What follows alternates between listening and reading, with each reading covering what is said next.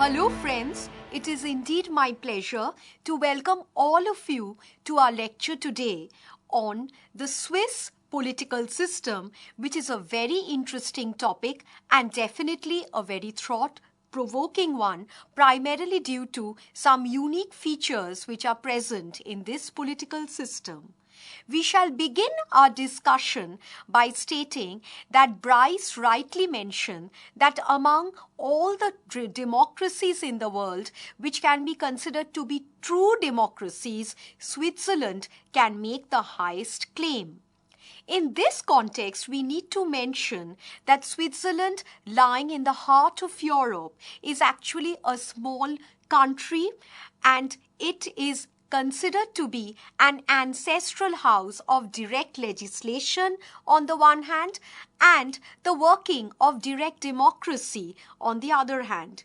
In the words of Monroe, the famous political thinker, we can say that nothing in the Swiss political system can be more instructive to the student than that of the working of democratic institutions and principles of democracy in practice. Against this background, the focus of the present lecture today will be to analyze briefly the basic features of the Swiss political system in order to evaluate their role in the shaping and working out the governmental structure that has been working successfully in Switzerland over a large number of years. A focus on the basic features of the Swiss constitution shows that it is one of the written constitutions in the world. And although it is a written constitution, along with being written, it is also a lengthy constitution of the world. The Swiss Constitution of 1848, as amended in 1874 and integrated in 1999, is a written document like that of the United States of America or that of India, but unlike USA, it is practically double the size of the Constitution of USA. The 1999 Constitution, in fact, consists of 196 articles, and according to Brooks, the attempt to make the Swiss constitution a voluminous one, a large one, was primarily to avoid any kind of civil strife and internal friction within the country. We also need to remember that despite linguistic differences, Switzerland represents a country, or is a country where there is ardent nationalism despite differences between race, religion and language. It also has a political culture of tolerance despite differences of origin between and among the people.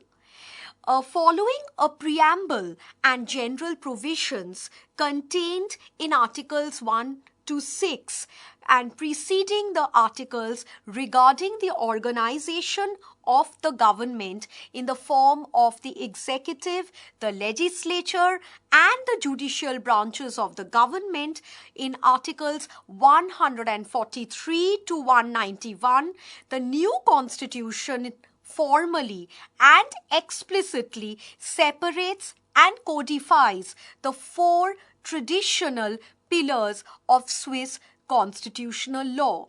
Among the four traditional pillars of Swiss constitutional law, the first one is democracy. Article 136 to 142 of the Swiss constitution addresses the issue of participation of the Swiss people in the affairs of the government by providing rules governing popular initiatives for total or partial revision of the Constitution.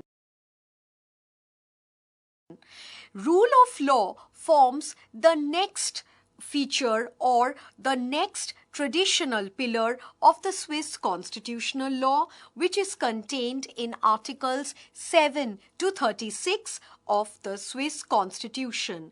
Rule of law addresses general principles of governmental action on the one hand and provides a list of fundamental rights for the citizens to be enjoyed on the other. The third pillar is that of social welfare, which is contained in Article 41, which declares certain social goals that need to be fulfilled by the Swiss state from time to time, both by the federal and the canton governments. Federalism forms the fourth pillar of the Swiss Federation, which is contained in Articles 42 to 135 of the Swiss Constitution, and it addresses the relationship that exists between the Swiss Confederation on the one hand and the 26 cantons and half cantons on the other hand.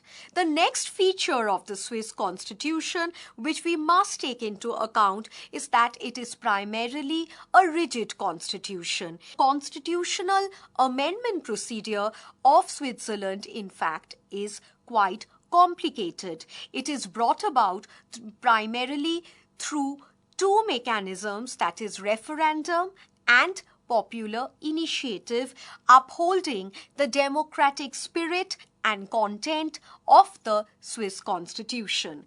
Now, through the principle of referendum, it is agreed that if both the houses of the federal parliament agree by passing a resolution to revise the constitution either wholly or partially, they may draft such a proposal and submit it for the voting of the people and the cantons. If majority of the people and the cantons approve of the change, then we can say that the amendment is made in the constitution.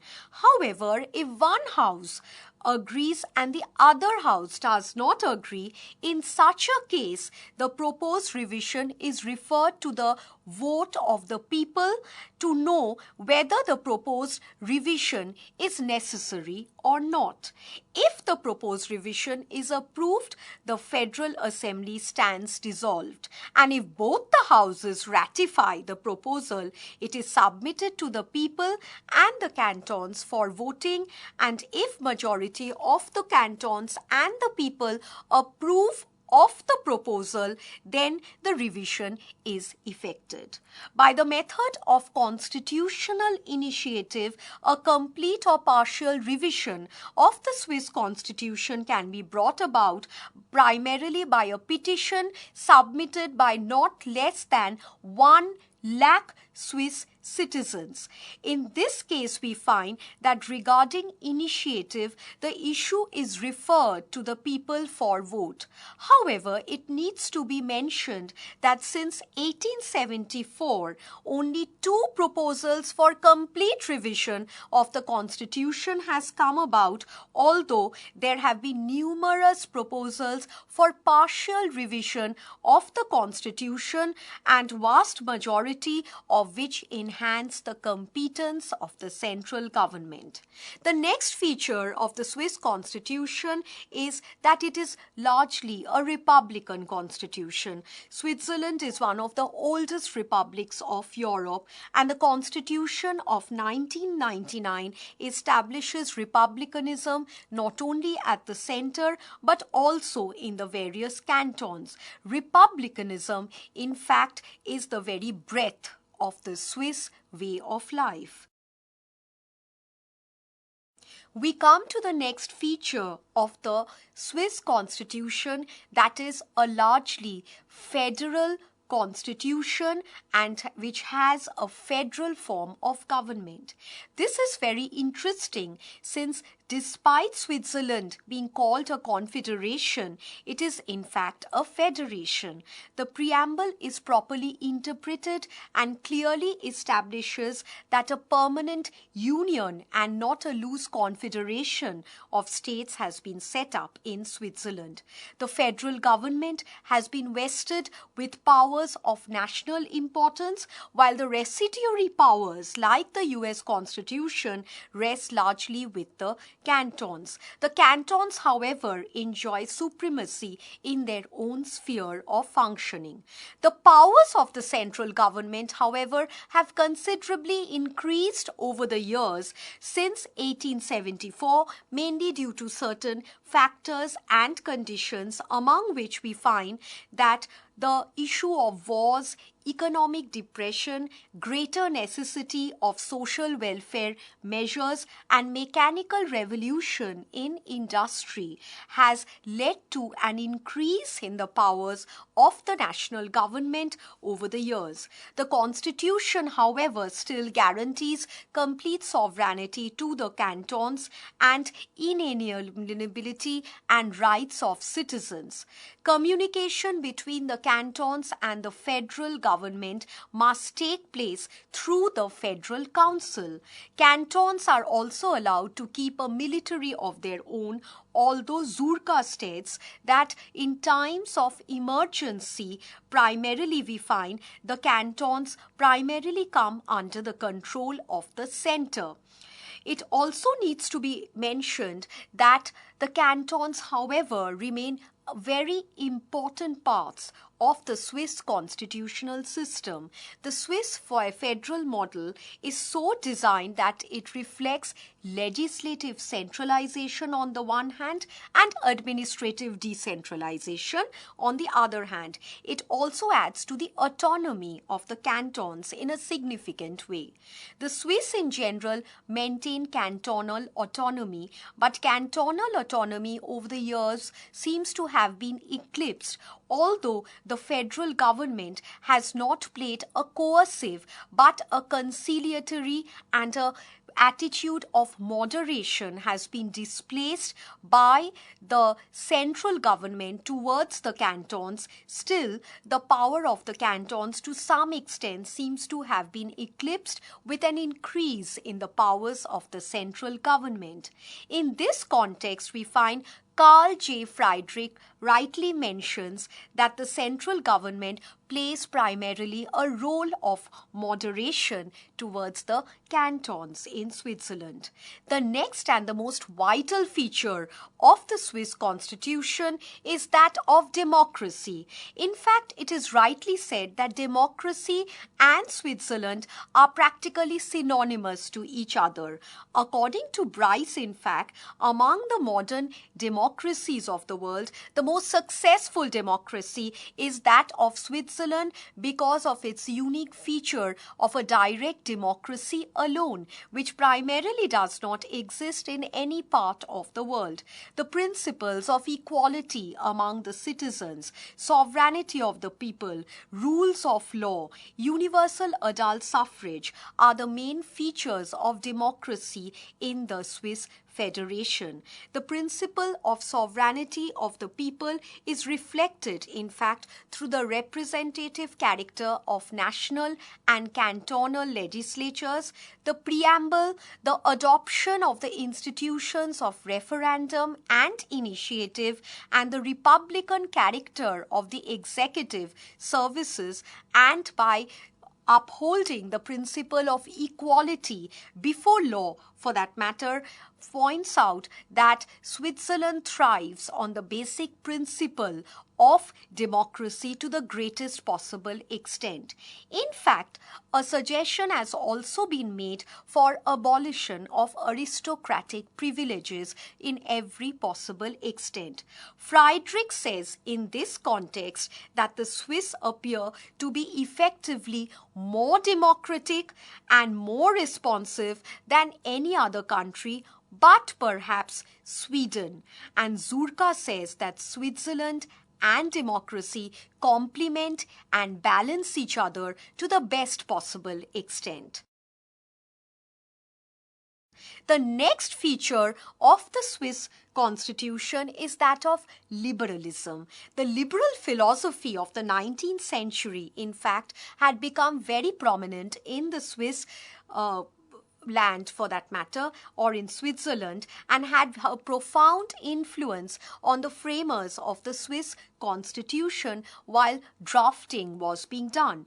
During the recent years, however, intervention by the state authorities in the economic sphere of the state to somehow has toned down the influence of liberalism in the life of the Swiss people to some extent.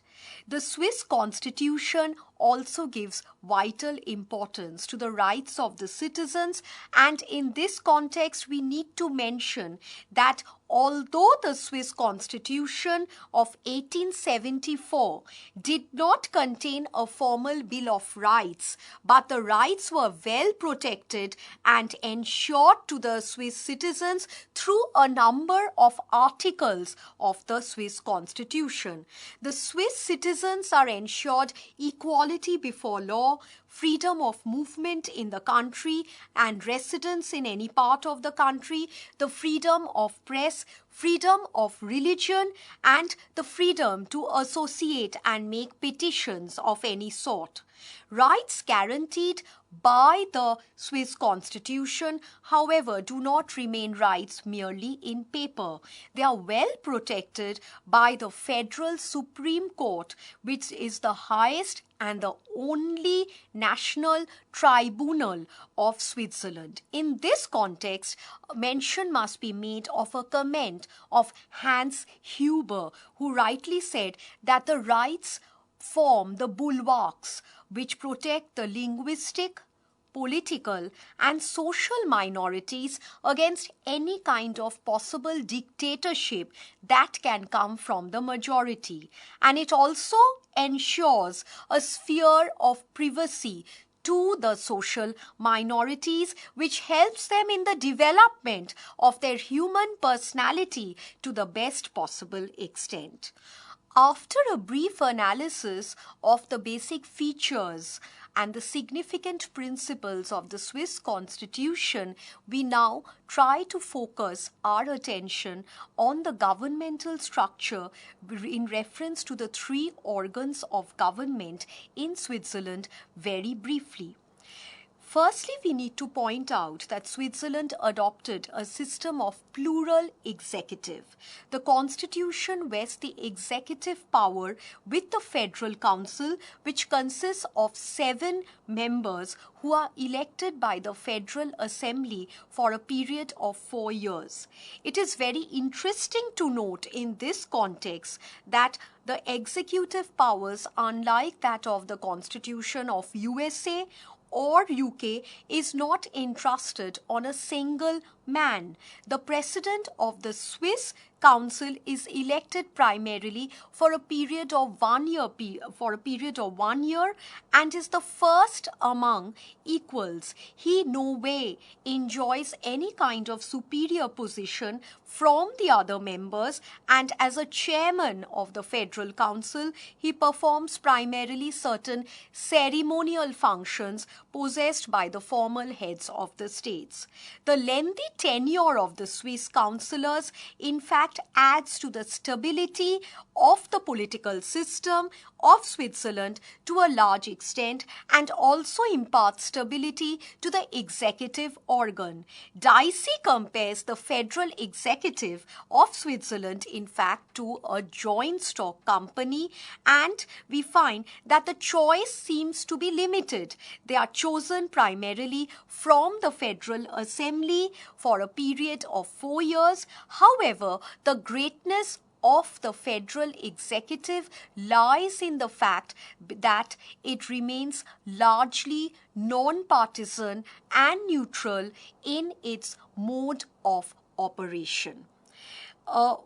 We now come to the judicial organ, where we find that the judiciary in Switzerland plays primarily a secondary and a less important role in comparison to many other countries like that of USA.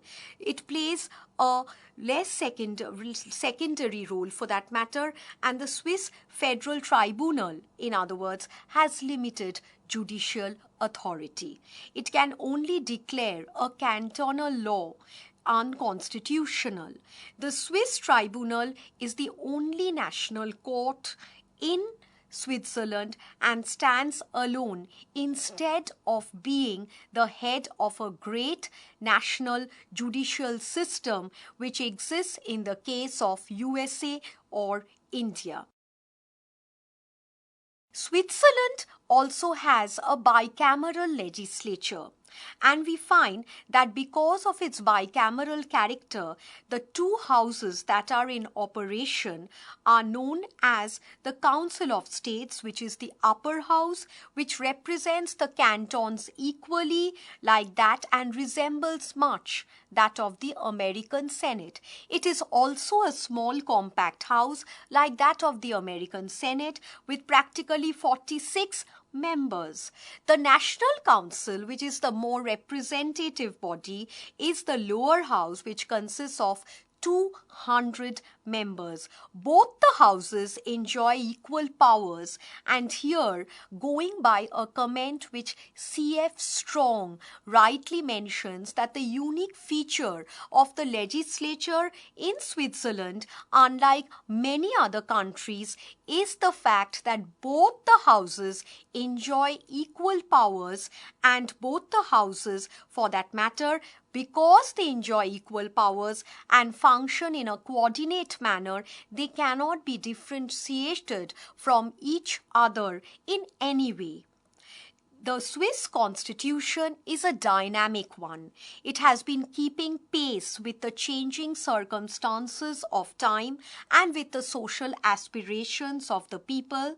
It has a political culture of tolerance and has reflected and portrayed the growth of greatest ardent nationalism to the greatest possible extent in Europe, despite diversity and differences in the composition of its people. The Swiss constitution, in fact, is unique in its character, particularly because of its devices of direct democracy, which exists alone only in Switzerland. Its popular principles of initiative and referendum, which are also unique features of the Swiss constitution, and its a plural executive which has successfully combined the advantages of parliamentary and presidential executives despite various kinds of pitfalls. Dr. Munro remarks, in fact, in this context, that Switzerland is a democracy that has been spared of any kind of ills in that sense, partly due to the compactness, the smallness of the country, its natural defensiveness and varied resources. There are vital civil rights which are available to Swiss citizens, which were guaranteed primarily by the 1999 Constitution, among which the most important are right to citizenship, guaranteed by Article 37 of the Swiss Constitution. We also have the right to move, that is the total freedom to move from one canton to another, although a permit can be expected to be shown in either of the cantons, that is a certificate of origin can be asked by the canton authorities. Equality before law is another right which is guaranteed by the 1998 Constitution under Article 8 of the Swiss Constitution. Another right enjoyed by the citizens upholding the democratic content is the right to press, petition, association. The Swiss citizens have the right to free press and publication of their views, but such freedom is definitely subject to the laws of the cantons. The right to petition, in fact, is very unique in character. It permits citizens to send petitions to government offices for a partial or a complete revision of the government policies and their activities from time to time. Free education in government schools is another right that is guaranteed to Swiss citizens. Another important right that is guaranteed to citizens under Article 5 is the right to religion, which is very vital. The status of a neutralized state has been confirmed on Switzerland by an international treaty, and according to this principle of being a neutralized state, it cannot enter into or join any military alliance in any way. Till 2002, in fact, Switzerland was not a member of the United Nations, but although it became a member of the United Nations later in 2003, it did not renounce its neutralized status. Switzerland, in fact, because of its neutralized status and successful operation of the democratic principles, appears to be a happy island, or is best described as a happy island in the sea of unrest. Its dynamic neutrality has enabled it to find an honorable place in the committee or the community of nations in the world. Thus, students, we conclude our discussion today on the Swiss Constitution with reference to the basic features and the pattern of governance in Switzerland, or in this small country in Europe, by saying that on an evaluation, we can say that Switzerland is a small, compact country lying in the heart of Europe with an enlightened group of citizens. They cherish the principles of freedom and democracy, and it is primarily because of this reason that they are such freedom-loving people that the principle of direct democracy is functioning successfully in this country to the greatest possible extent, and the popular measures of initiative and referendum, which are very interesting and unique Swiss political principles, are also making the Swiss Constitution so very different and so unique to all of us. Thank you.